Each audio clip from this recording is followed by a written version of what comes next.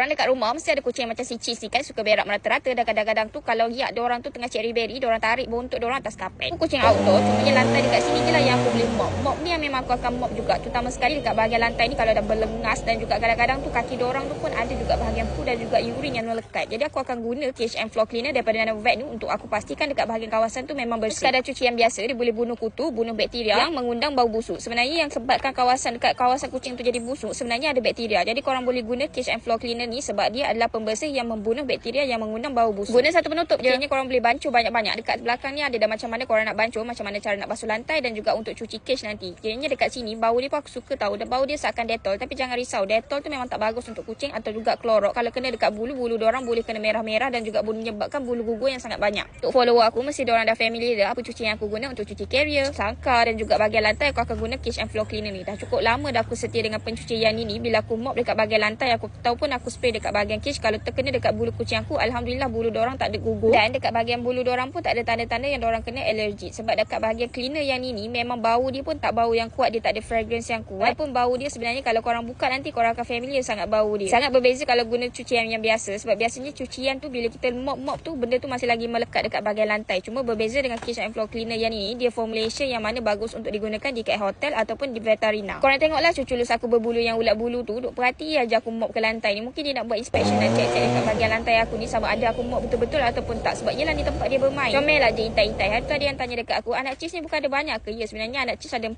tapi yang tinggal hanya Smoky abu-abu dan Fluffy. Si Cumi dan juga Buttermilk tak dapat nak survive. Dan berbalik kepada tu, kalau kucing aku ada sakit ataupun ada kucing yang kena virus atau apa-apa, aku akan campur juga cage and floor cleaner ni juga dengan Clorox ataupun apa-apa bergantung atas sakit yang diorang kena tu. Aduh, Fluffy duk tengok lagi dah Fluffy dah lawa dah lantainya. Lantai pula dengan bulu dia tak ada beza. Jadi kalau korang tengah cari cucian cage, cucian yang multifunction, boleh tekan dekat beg kuning. Paling penting sekali dia pet friendly dan selamat. Gunakan untuk semua jenis keadaan yang melibatkan haiwan.